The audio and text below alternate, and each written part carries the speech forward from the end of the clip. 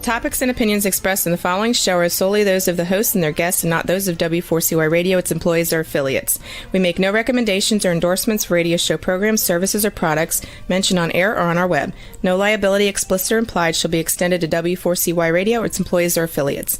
Any questions or comments should be directed to those show hosts. Thank you for choosing W4CY Radio.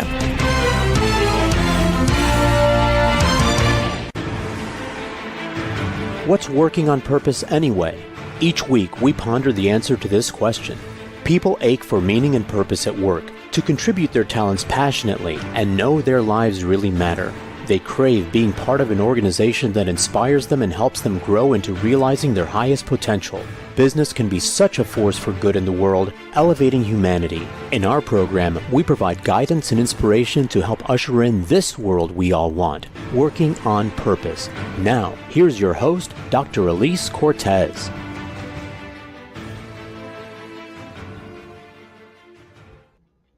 Welcome back to the Working on Purpose program. Thanks for tuning in again this week. Great to have you. I'm your host, Dr. Elise Cortez, joining you live from Dallas.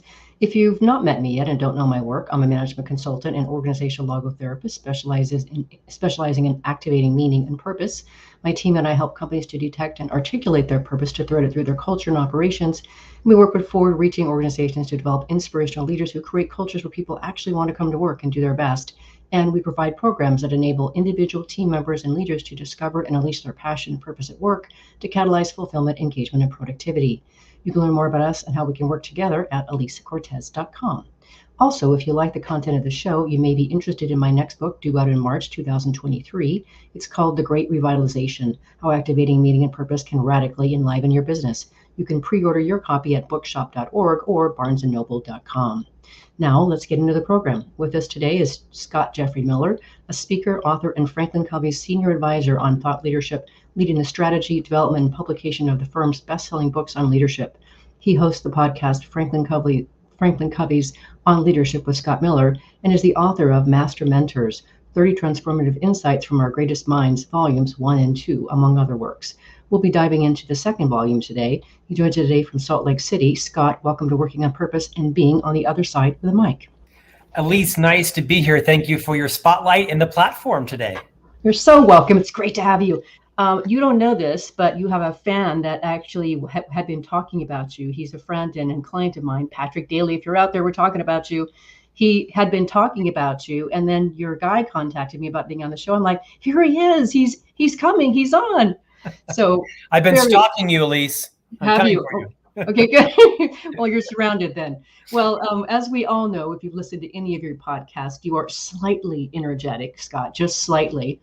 As a thought leader, a coach, and an author, it's really great to have you. And I want to, if we can, just start for those of you who haven't gotten the chance to meet you, just if you could just kind of orient yourself and tell us, what are you pouring yourself into these days, besides the Christmas tree behind you? Sure. My wife wanted a flocked Christmas tree. So this year we've done that, and the dogs are walking around with a flocking on them. Apparently it's actually safe. I don't know.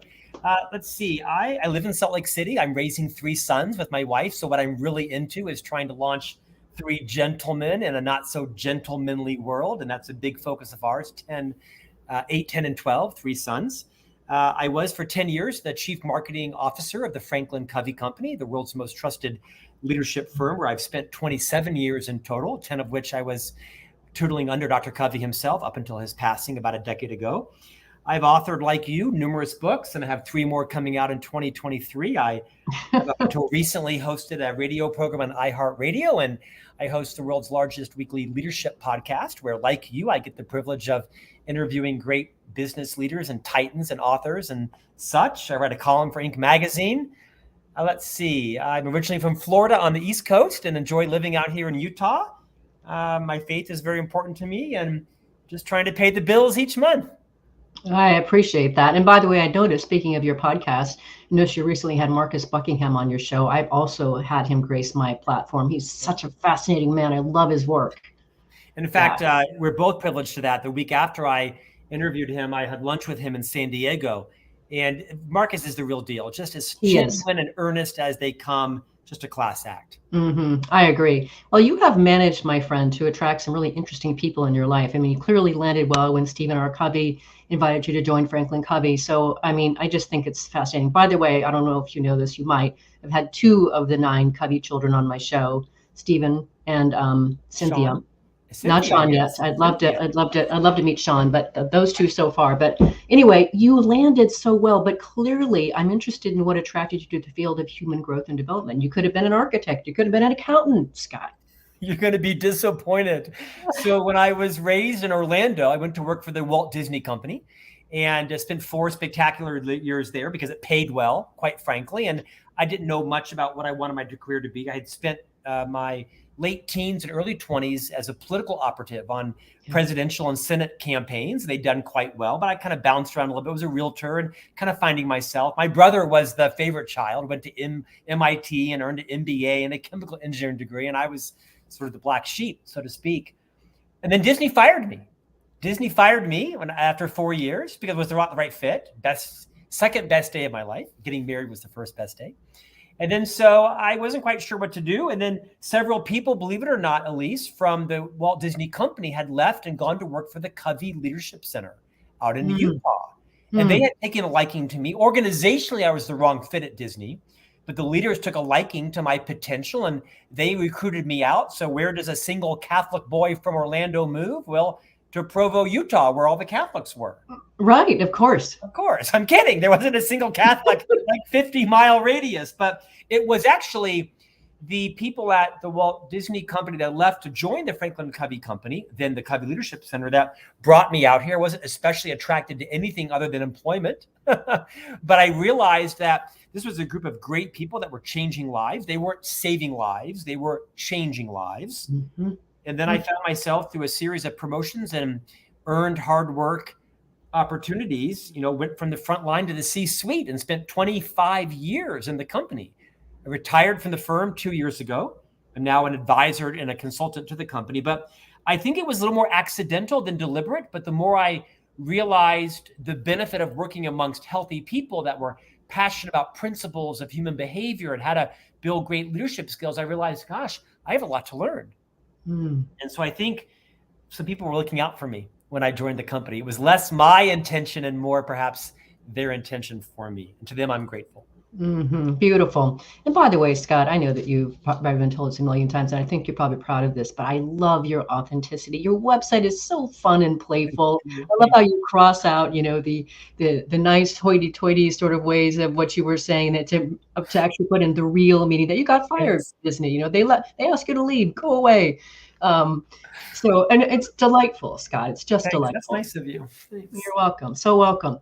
Well, now I know how it is you got into the human growth field, and now I know where your position on kind of how it carried you along the way. Why do you stay in it? Why don't you go play in, sail boats or something next? Yeah, I certainly could make more money doing other things. Could I not? I'll answer your question this way. I was once at a Franklin Covey conference early on in my career. Dr. Covey spoke and talked about your personal mission statement, which I'll be honest, did not resonate with me. I was a single guy in my 20s and 30s, but I was single until I was 41 and got married to my now and only spouse. And then we had 3 children. And so I wasn't quite sure what my mission was as a single guy. I don't know, more champagne, more tennis, more trips to Italy. I have no idea what my mission is. And then our other co-founder, Hiram Smith, who invented the Franklin Planner and is kind of the father of modern day time management, he spoke about your values and how important it was to identify your values. Not an epiphany to me, but I'd never actually done the hard work to do that. I went home to my loft in Chicago and I wrote down my 7 values: purpose, health, integrity, loyalty, positivity, abundance, and learning. PhilPal, PhilPal. And the more I started realizing the impact that this field could have on my life and my relationships, my legacy, my maturity, I was a bit of a late bloomer in life.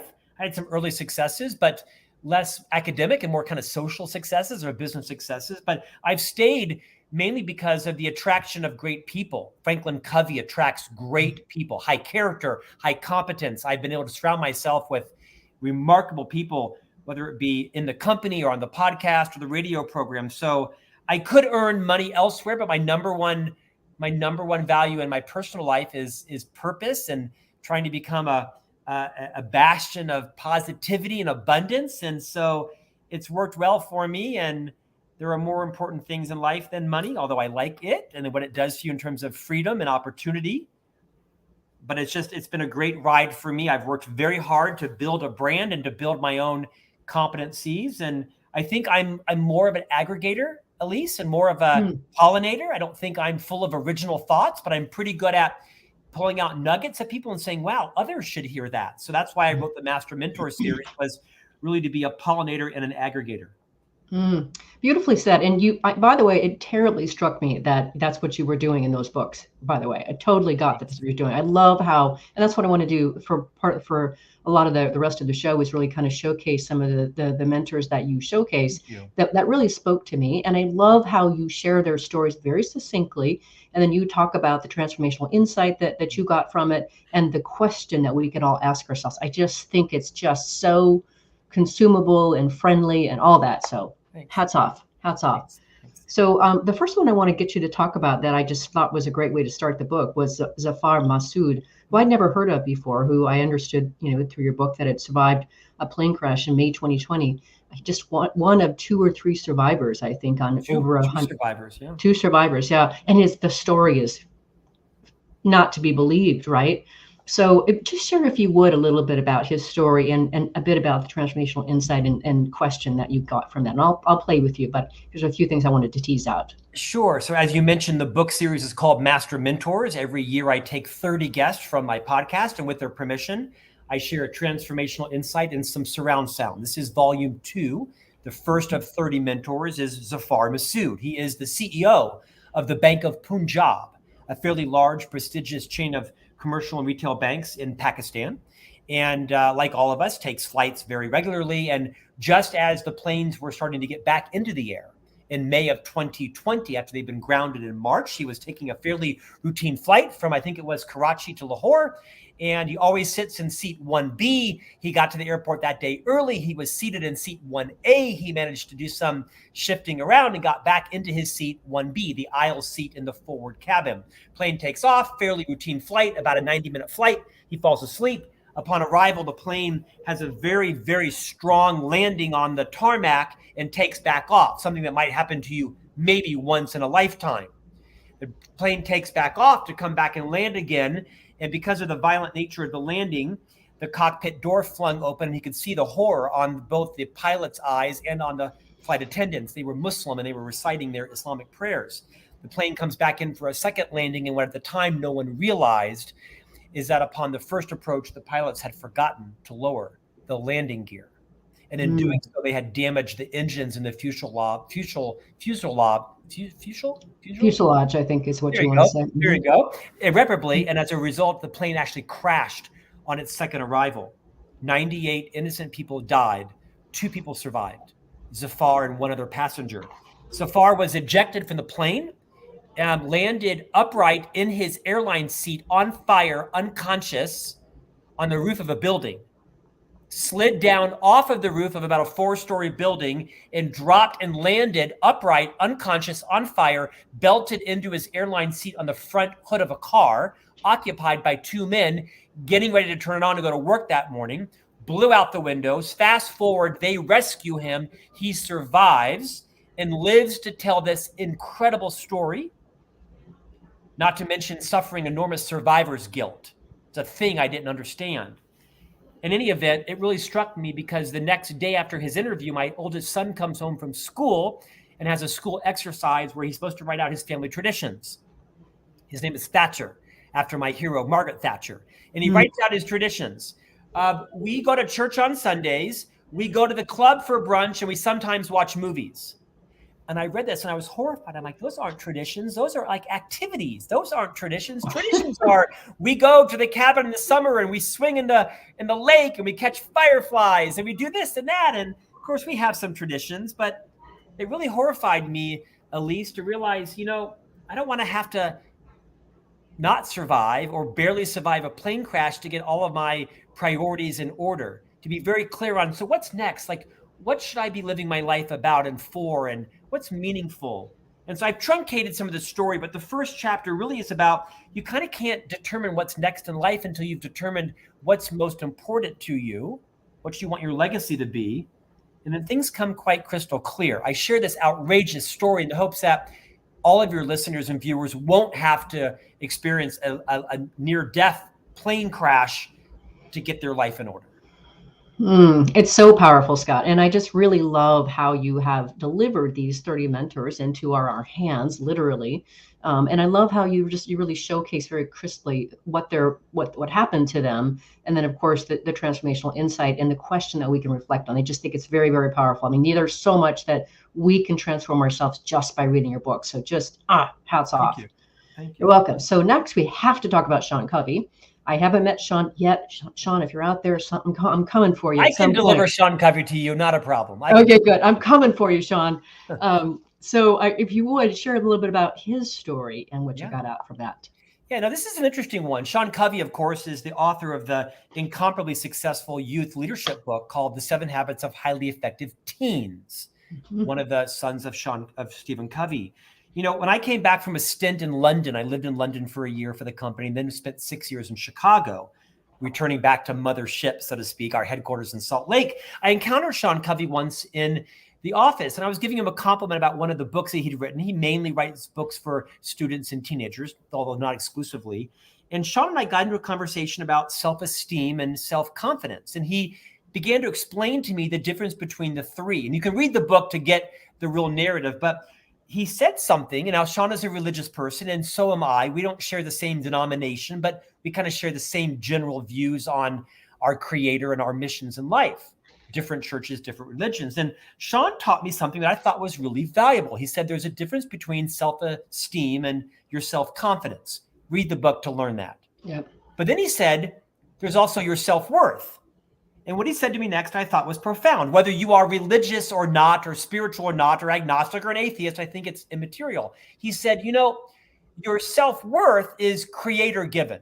Whether you believe in a higher power or a God form or some energy flow, your self-worth cannot be increased or decreased by anyone else. It is inherent. It is the same as every other human. And I thought that was profound. And even for those people who may not be religious or spiritual, I think it has value to say your self-worth is inherent. Nobody else can raise it or lower it. And I think once you recognize that your self-worth is untouchable, then you can focus on how to improve your self-esteem and your self-confidence. Those are like, you know, those are just sort of things that can come and go, but you can buoy them. But I liked the idea of recognizing I'm just as important as Oprah and Shaquille O'Neal and Dr. Cortez and Sean Covey and everyone else in the world. My self-worth is the same. And for me, that was liberating. I kind of stopped comparing myself to other people, wondering, well, am I getting as much attention as they are or as much time? No, my self-worth is the same. I worked in a company where I was the only non-Latter-day Saint on the executive team. Now, although we're a public company and no one's religion matters, it just so happens that we're based in Utah and it was a private company, and your religion does not matter. We know people's religions because we're a small company, we're friends, and we go to baptisms and funerals and confirmations and that kind of stuff, right? Including those who aren't religious, their ceremonies. But I like that idea of separating self-worth. Now go to work on your self-esteem and your self-confidence. Beautiful. So important. Okay, and on that note, listeners and viewers, I want you to reflect on that. Let's grab our first break. I'm your host, Dr. Elise Cortez. We're on the air with Scott Jeffrey Miller, who's the author of Master Mentors, 30 Transformative Insights from Our Greatest Minds, Volumes 1 and 2, among other works. We've been talking a bit about what got him into the field and a couple of the mentors. After the break, we're going to continue the conversation about more mentors. Stay with us. We'll be right back.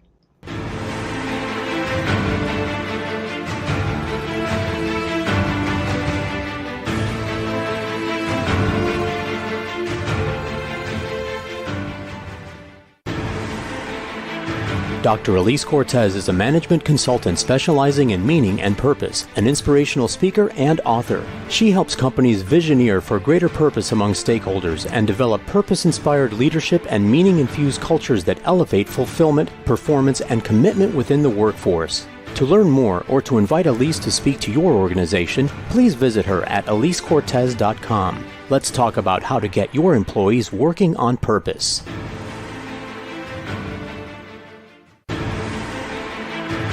This is Working on Purpose with Dr. Elise Cortez. To reach our program today or to open a conversation with Elise, send an email to Elise, A-L-I-S-E, at EliseCortez.com.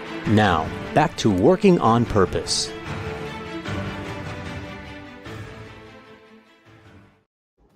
Thanks for staying with us and welcome back to the program.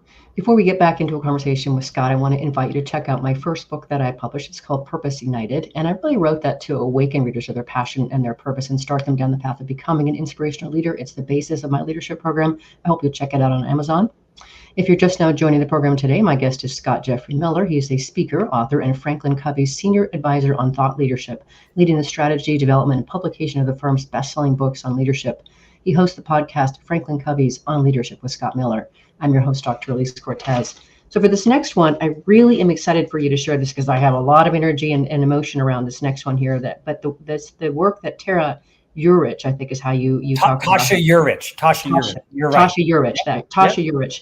Yeah. The bit about the self-awareness was just, it really grabbed me. Can you say a little bit about that? And then I'll chime in why I think it's so important. Sure. So Tasha Urich, I believe, is an organizational psychologist from Denver. In Denver, she wrote a book called Insight, I-N-S-I-G-H-T.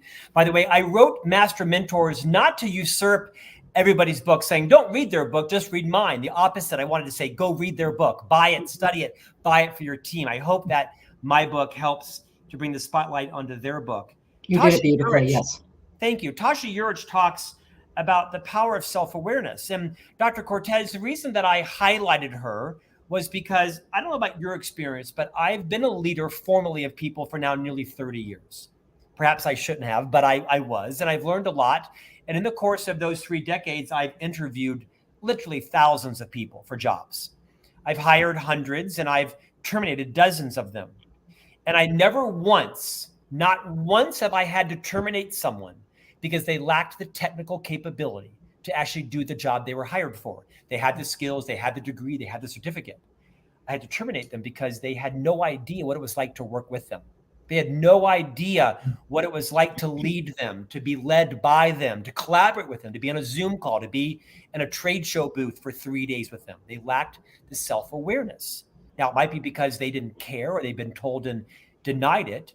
I think in most cases it's because they never had a leader, Dr. Cortez, who loved them enough to actually move outside of their comfort zone and talk about their blind spots. And so in this book, I wrote about how important it is for you to build your sense of self-awareness. What's it like to be married to you? What's it like to be your roommate? What's it like to live next door to you? Go ask your spouse, or go better yet, go ask your ex-spouse. What was it like to be married to me? When they give you the feedback, don't refute it or deny it or dispute it or brush it away. Just say, gosh, that's embarrassing, but thank you for telling me that. Can I ask you some more questions? When I do that, what do you think's going on with me? And why do you, you have to ask people you trust that have your best interest at heart. But I just can't pound this concept of self-awareness enough. Most of us think we are self-aware.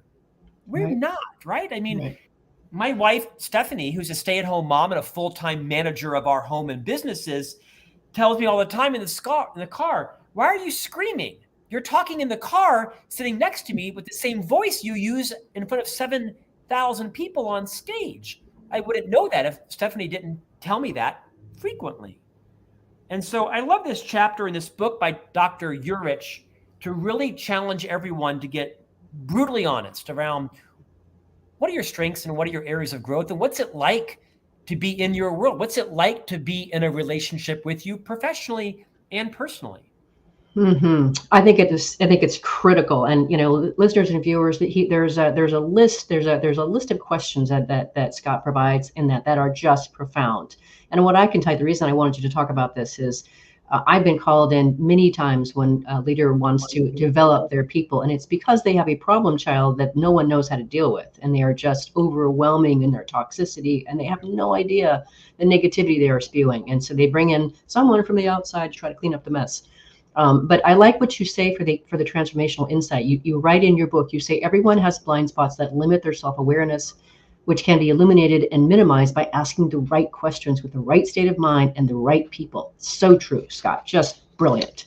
Thank you so much. Again, Dr. Urich has had a profound impact on me, but my own experience has been when you can get a better sense for what's it like to work with you, really. And in different settings and different pressures, you can unleash your influence and your talent.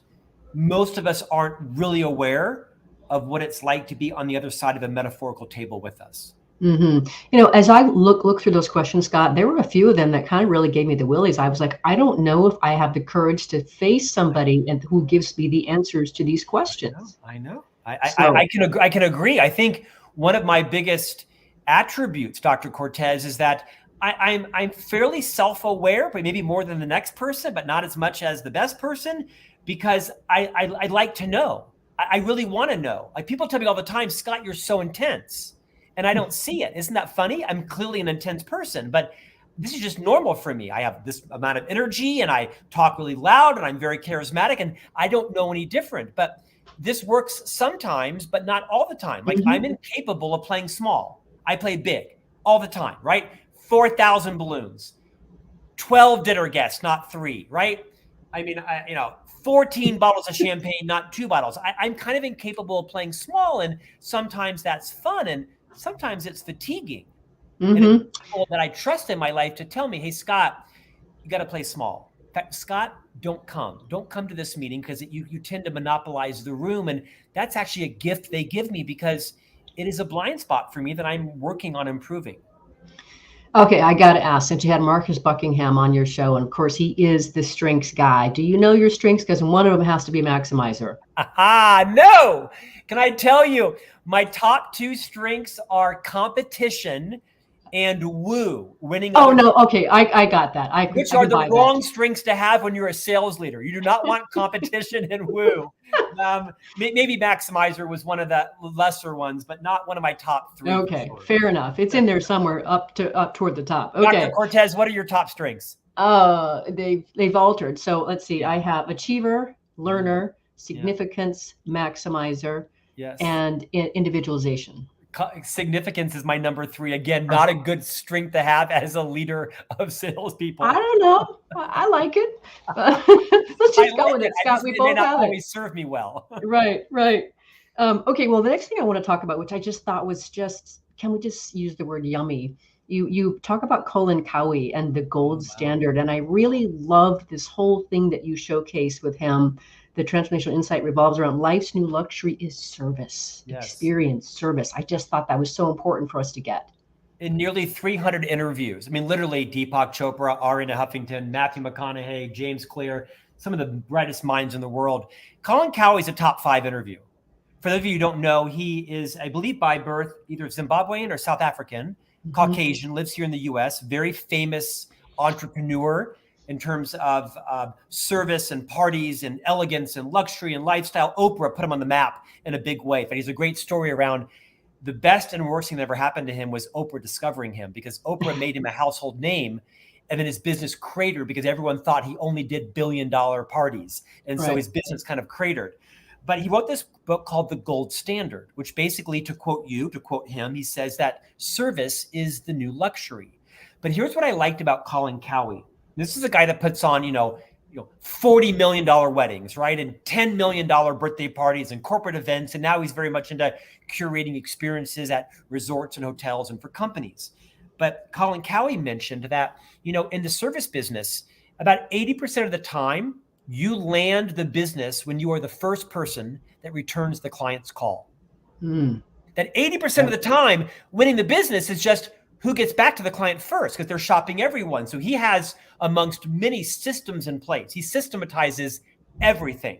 He has in place this process of where when someone reaches out to his firm, whether it's for a party or an anniversary or a wedding, whatever it is, they have a process that within 30 minutes, you get a returned response, email, text, phone call, whatever. Whether it's 2 a.m, within 30 minutes, you get a response because they want to receive and win your business. Can I share one other story he shares? Yeah, please. He talks about how, you cannot rest on your laurels. When someone comes in that's perhaps shopping him to have their wedding. Now, he also does, lower expensive weddings. There's 3 levels of service you get in his firm. But let's just say that Dr. Cortez and I were in our 20s or earlier, and we were both single, and we fell in love and decided to get married. When we're approaching his office, They've done an entire profile and they have printed off our photographs. They know exactly who we are. They hire someone down the street to identify us visually before we even come up to the front door. They greet us at the front door.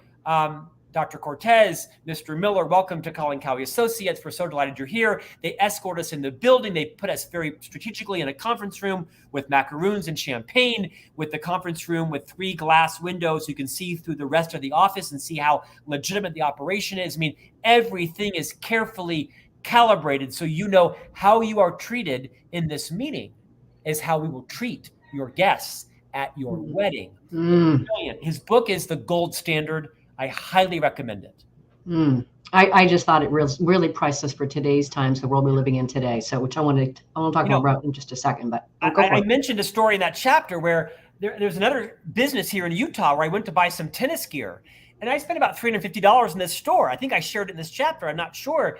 And when I went up to the front counter to pay for it, the owner was there. It was a woman. Her gender is immaterial, in her late 60s or so, and I thanked her.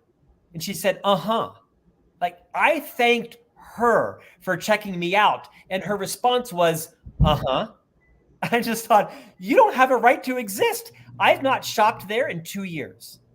Was her answer. Yeah. No, I'm with you. It just really brings it home for me. There's so many other ones that I could talk about, but ladies and gentlemen, listeners and viewers, just have to pick up the book and just read it. But I do want you to talk about Rita McGrath's Seeing Around the Corners. I just think this is really powerful. Yeah. Rita McGrath, as you know, is a very famous leadership consultant, I believe, out of Columbia in New York City, written a series of very famous books, including this one called Seeing Around Corners. And it's just that. It's this metaphor of recognizing that when you are the leader and you have control of the metaphorical steering wheel, you kind of know whether you're turning right or left, and you can do it on a dime because psychologically and even physically you're ready to turn when all the passengers in your car are kind of banking all over the place, right? They're holding on to the handrail, if you will, if you have one of those for dear life. This is just about recognizing as a leader, when you are steering, make sure your team also knows where you're going. But it's also a leadership competency. Are you agile enough? Are you mentally nimble enough? Are you informed and relevant enough in your skills and your reading and your information to know what's coming next, right? It's this whole idea of Wayne Gretzky and, skating to where the puck is going to be versus where the puck is. This is a leadership skill that Jack Welch, former GE chairman or CEO, espoused. It's being able to see around corners and being a little bit of a Nostradamus, like, where do I think, is there a recession coming or not? Does anybody know? Not really, but what is it telling me and how should we prepare for this? Not wholesale lay everybody off and not, spend wildly on R&D, but this is a competency that I think we dismiss too readily. That is such a great skill for everyone to have, is the agility and the nimbleness to see around corners the best you're able to. So important. I thought that was great for leadership. Thank you. All right. So we've already gone to our next break here. Let's do that really quick here. I'm your host, Dr. Elise Cortez. We're on the air with Scott Jeffrey Miller, who is the author of Master Mentors, 30 Transformative Insights from Our Greatest Minds, Volumes 1 and 2, among other works. We've been talking a bit about a few of the mentors in his book. After the break, we're going to hit one more and hear some of his comments about what the workforce really wants in today's world. Stay with us. We'll be right back.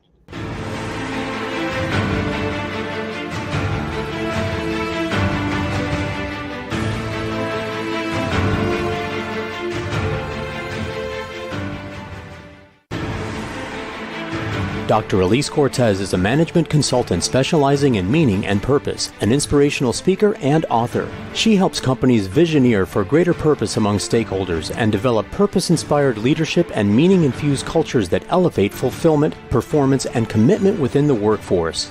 To learn more or to invite Elise to speak to your organization, please visit her at elisecortez.com. Let's talk about how to get your employees working on purpose.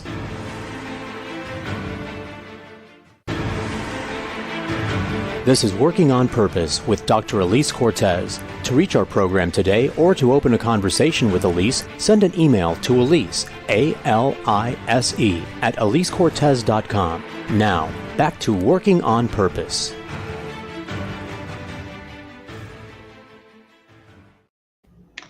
Thanks for staying with us and welcome back to Working on Purpose. One other bit of news for you. The anthology that I had worked on in 2021 is out and about. It's called Passionately Striving and Why. I'd love for you to check it out. What I did was I found 25 women from around the world, from Australia to Zambia, and I got them to share their very intimate story of how they discovered their purpose and are now serving from it. So it's 1 part inspiration and 2 part educational. Come join us. So I hope you'll check that out as well. If you're just now tuning in, my guest is Scott Jeffrey Miller. He is a speaker, author, and Franklin Covey's senior advisor on thought leadership, leading the strategy, development, and publication of the firm's best-selling books on leadership. He hosts the podcast Franklin Covey's On Leadership with Scott Miller. I'm your host, Dr. Elise Cortez. So for this next bit here, Scott, talking about the work that Joel Peterson's doing, I hadn't quite heard of the idea of the 5 types of leadership that he talks about, and that we ought to be able to have competency in all of them. I thought that was really kind of refreshing. So can you say a little bit about those 5 types of leadership?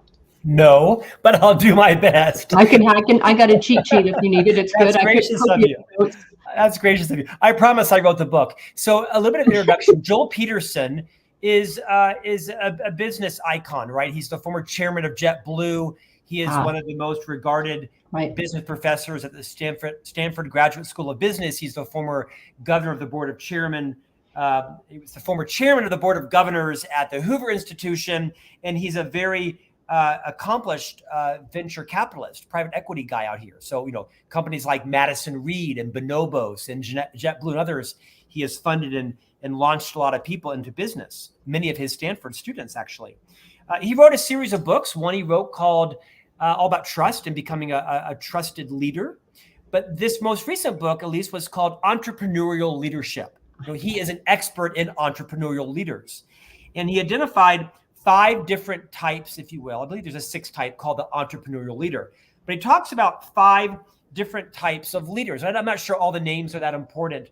But he basically says, depending upon where you are in business and your career, all 5 of these are important. You kind of have the caretaker that, kisses babies and cuts ribbons and things like that, kind of ceremonial. And there's a time and a place for that.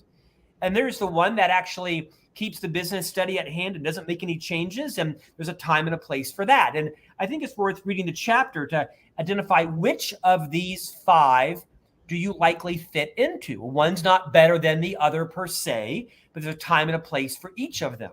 Yeah. And then at the end, he talks about, basically an entrepreneurial leader is someone that either has all of those talents or has the self-awareness and the humility to surround themselves with leaders that do. And that's kind of the big idea, is that you probably do not have all of these competencies across all these 5 leadership styles that Joel describes, somewhat situational.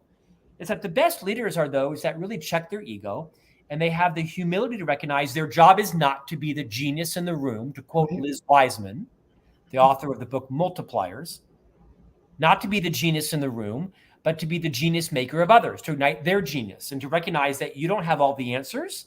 No one does. And when you think you do, you're dead, metaphorically. But to make sure that you surround yourself with the types of leaders that really complement what are both your strengths and in many cases, your weaknesses. I'm happy to call them weaknesses and not areas of growth, because we do have leadership weaknesses. Great chapter. The insight there is to surround yourself with people that complement your strengths and your weaknesses. Mm-hmm. I just thought that was really refreshing, what he came up with, the idea that these are all available and we might need to pull on one at one time and on something else at a different time, but to be able to have access to all of them. I just thought that was the great learning from that. And he would know, because he's hired and he's fired hundreds of CEOs from companies he's owned, companies he's led, companies he's funded. He's really an enormous wealth. He's on LinkedIn. I would encourage your listeners and viewers to follow Joel Peterson and read everything he writes. Mm-hmm. Awesome. Thank you. Okay, now I want to we've been talking about these mentors that you and I have learned from, thanks to you interviewing them and having them in your book. What I want to do next is I want to pick your brain. And I want to hear, and I've been doing this with some select people on the show here, Scott, but I want to come back to your perspective and how you think the world has changed since COVID. And I want to, if you would, speak to what you think people want from work now that they've gone through COVID. What do you think people are looking for? And how is it different from maybe pre-COVID? Well, I might preamble that with, I think this adage is true. Everybody was in the same storm. Not everybody was in the same boat. It's actually a good metaphor, right? Mm-hmm. Yeah. I think all of us emerged with, there's some outliers, but I think what I've experienced from, traveling the world and keynoting post-pandemic is that everybody's values have changed. Everyone's values have changed. Most people know someone that lost their business, lost their life, or lost a family member. Some don't, some claim that, whatever. Those are the outliers. Those are not my friends. Everyone's values have changed. People want to be respected at work. They want to find meaning. They want to connect to purpose. They want to be listened to. They want to be seen. They want to be heard. They want to make sure that the precious hours they spend working means something. Yeah. And people have options now. When you ask people that are quitting their jobs, so where are you going? They say, well, I don't know. You're like, no, it's okay. You can tell me. Like, where are you going? Well, I don't really know. Well, you must be going somewhere. And they say, no, I don't know where I'm going. I just know that I'm not working here anymore. I might open up an NFT or an Etsy store or create a side hustle, or in the olden days, trade crypto. But I think people are less tolerant. People are saying, I will not work for a jackass. I will not work for a tormentor. I will not work in a corrupt culture. We know it to be more true than ever that people don't quit their jobs. They quit bad bosses and corrupt cultures. And that's a bit of a fun adage, but it's very true. Agreed. I don't think that means that, that the balance of power has shifted entirely. You still have to come to work on time and do your job and deliver results that are given to you and collaborate, lift others up. But I do think that organizations and leaders need to recognize there's no going back. Maybe you're going back to the office, or maybe it's hybrid, but there's no going back to people tolerating boorish leaders or tolerating any level of disrespect. Maybe the pendulum swung a little far in terms of the employees having a little bit too much power, because at the end of the day, companies are either in business to make a profit or deliver a service, one or the two, in some rare cases, both. But I think as a leader, you've got to recognize that no longer will your default leadership style work for everybody. For decades, you had a style and everybody else had to learn to operate under your style. And Dr. Cortez, to answer your question, I think what people are looking for is an individual style of leadership. You have to understand what each team member's passions and fears and wants and desires are. And you've got to kind of cater your leadership style to those individual people, or they will quit. They will leave. And last time I checked, unemployment isn't so high where people are willing to stay. No, people have options. Yeah. So I would encourage you to be thinking about, everyone has a heightened sense of what they want to accomplish and value. And you need to make sure your leadership style helps to ignite that. Beautifully said. And I agree with all of that. I would add, and I wrote about this in The Great Revitalization, because I did talk about the Great Resignation. I don't know if you ran into Professor Klotz of Texas A&M, who supposedly predicted the Great Resignation. But he talks about how COVID really helped to showcase the unnaturalness of how we were working, that everything revolved around work. Your whole life revolved around work, everything, your relationships, your kids, your lack of seeing them, everything revolved. And now what we're seeing is that people want their work to revolve around their lives. And employers that are able to do that are the ones that are winning. Yeah, beautifully said, right? I mean, even me, my father worked at a defense contractor for 35 years. I worked at Franklin Covey for 25 years. As I look back, I don't regret any of that decision, but my life was work was the center of my life. And it has, given me some benefits, and I've lost a few things. I don't think that's the case as much anymore. I think people are less tolerant, and they realize that their lives are more fragile. Yeah. And that they're looking for more meaning, and they're looking to set boundaries. Maybe sometimes too strict boundaries. I'm actually kind of shocked at sometimes the boundaries that I hear people are placing in front of them. So there's this delicate balance of making sure that they respect you as a leader and you respect their boundaries, and you find that right nexus. It's why leadership has become harder than ever. Not everyone should be a leader of people. My dog is barking at me. We have a new puppy. I apologize. He's incorrigible. Yeah. But not everyone should be a leader of people, but if you are going to lead people, you've got to recognize that as individualized style of leadership is a mandate. Nicely said. And your puppy, so 'tis the season to be jolly. We're all going to be jolly right along with him. So, okay. So next, we don't have a whole lot of time left, but I'm really interested too in all of your writing, your coaching, your consulting, hosting people on your podcast. I'm interested in what you have learned about the potential for human growth. Gosh, what a great question. I mean, you'd argue it's limitless, right? If you really have a insatiable curiosity. I apologize for my dog. Nothing I can do about it. Yeah, it's all right. I think the mailman came and you know what that reaction's like. So exciting. I don't think there's a limit on it. You know, of all people that I have actually interviewed on my podcast, a commonality is they have this insatiable curiosity. They just have a voracious appetite for learning and reading and growing and changing. So I would say that's something that's super important right now, is continuously learning and recognizing that your growth is limitless. It might just be your maturity. It might be your self-awareness.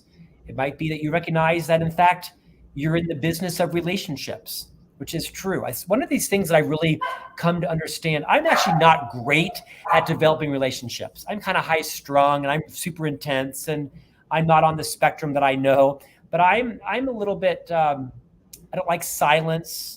I don't like small talk. I kind of want a purpose for things. I like things to have a purpose. Mm-hmm. But I also recognize, as a leader, as a parent, as a spouse, as a neighbor, I've got to develop great relationships where people can feel calm and comfortable and trusted and confident around me. I don't eclipse them with my latest book or my podcast, or I've got lots of failures in my life. It's not all rosy. To your question, I think everyone's growth is limitless if they have a desire to grow and to be humble and to learn. Mm-hmm. And I think this is where we come in too, Scott. This is about also, it's certainly in my work, I want to activate that interest, that curiosity, that connection. That's what I want to inspire that. I want to encourage that. I want to empower it, right? So I'm sure that's part of the work you do too. So anyway, that's a great answer to the question. I always think about, we come into this world, we can't walk, we can't talk, we can't feed ourselves, but we can become people that literally send people to the moon, govern large countries, create amazing companies. The growth that we can actually that we go through I think it is limitless. So I always want to encourage that, and I wanted to get your perspective on that. So thank you for that. And then on that same note, since you're a guy that knows how, you're showcasing mentors for us to learn from, and you invite us to follow and engage and interact with them, I want to hear your perspective or your advice on how should we best engage with mentors. Well, I think most of us define mentorship, Dr. Cortez, as someone on the fourth floor or the executive suite or someone in the C-suite where Right. They're older and wiser and they're going to sit down and they're going to mentor you. Well, that works. And in some cases, if that is a service your company offers, take advantage of it. But I also think we should redefine mentorship. I'll tell you, most of my mentors in life don't even know I exist. Yeah. I've never met them. I've read their books. I've followed their podcast. I've actually registered to conferences where they're the keynote speaker. Marcus Buckingham didn't know I was alive until 6 weeks ago, and I followed every move he's made for almost 30 years. Yeah. It was a 10-year stalking for me. Yeah. How many? A 10-year stalking for me. Yeah. Almost 30 years for me. And so I would argue, for your listeners and viewers, redefine mentorship. And by the way, everyone's got a LinkedIn account. Everyone's got an Instagram account. Everyone's got an email. I don't care how popular they are. They're all doing the same thing at 9:45 at night. They're home in bed. They're watching International House Hunters, and they're on their phone scrolling through their Instagram, and they're seeing your instant message come in. Everybody's accessible. I don't care if it's Susan Cain or Liz Wiseman or Dan Pink or Seth Godin or General McChrystal or Matthew McConaughey, whoever it is, they're all in bed at 9:45 at night, watching International House Hunters, phone in their hand, or some version of that, and they got their phone in their hand, and they're winding down for the day, and they see your message come in. Now, if they've got 7,000 messages, maybe they don't, but you get the point. Reach out to your mentor. Make someone your mentor without their permission, and you will learn an insatiable amount if you're just willing to consume it and discern it, digest it, and apply it in your behavior. Beautiful. We have to continue this conversation, Scott. You can run from me, but you can't hide. I'm a pretty fast runner. I'll get you. But I want to give you the chance to close this conversation. Just what would you like to leave the listeners with? I was privileged to work for Dr. Stephen R. Covey for 10 of my 25 years in the firm. He, of course, wrote the book, The 7 Habits of Highly Effective People. And the most profound thing I learned from Stephen is that there's a time to be efficient and there's a time to be effective. One's not better than the other. I tend to be a very efficient, productive person. It's the hallmark of my professional success. And it's also where I get myself in the most trouble when I try to move that efficiency mindset into my relationships. You cannot be efficient with people. You can only be effective. Dr. Covey said with people, fast is slow and slow is fast. Beautiful way to finish, Scott. It is really great to know you. I really admire your work. I've been following you for a while, so I'm happy to share the screen and the mic with you. Thank you very much for coming on the show, sharing your heart, your soul, your learnings, and I will look forward to seeing you again on the other side of the mic. Dr. Cortez, it's an honor. Thank you for the spotlight. You're so welcome. And I love your Christmas tree behind you, and your barking dog. Listeners and viewers, if you want to learn more about Scott Jeffrey Miller, his work, or his books, start by visiting his personal website, which is scottjeffreymiller.com. Last week, if you missed the live show, you can always catch it via recorded podcast. We were on the air with Jamie Kunzelman, author of Dealmaker, who taught us about the value of radical authenticity and shared how she has taken everything she has thrown herself into to create a powerhouse sales star and coach that awakens the potential and dreams in her clients. It was a truly remarkable example of just what a human is capable of doing in life. So to Scott's point about endless learning and growth, she is a walking billboard of this. You got to catch her show. Next week, we'll be on the air with Daphne Jones talking about her new book, Win, What They Say When You Won't. Break through barriers and keep leveling up your success. And remember, work is an integral and important part of our lives and can be one of the best adventures and means of realizing our potential and making the impact we crave. So let's work on purpose. We hope you've enjoyed this week's program. Be sure to tune into Working on Purpose, featuring your host, Dr. Elise Cortez, each week on W4CY. Together, we'll create a world where business operates conscientiously, leadership inspires impassioned performance, and employees are fulfilled in work that provides the meaning and purpose they crave. See you there. Let's work on purpose.